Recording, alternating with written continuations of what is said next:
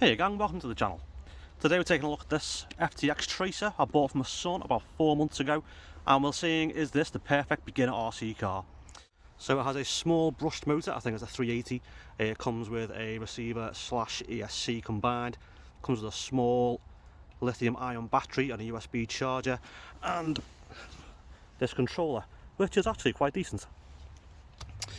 Now the reason I think this is perfect beginner RC car is, first off, it is tough as nails. My son's tried to destroy it best he can, and best he's done is take a corner of this body shell out, and that was only by driving my Maverick Quantum Flux straight into it.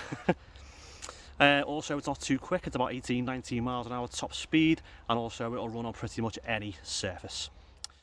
Now, I've already mentioned this FTX Tracer is great for beginners. It's not too quick and it's tough as nails, but also it's a 1/16 scale, which means it's quite small as well. So as you can see, this is a 1/10 scale Maverick Quantum, this is the 16th scale FTX Tracer.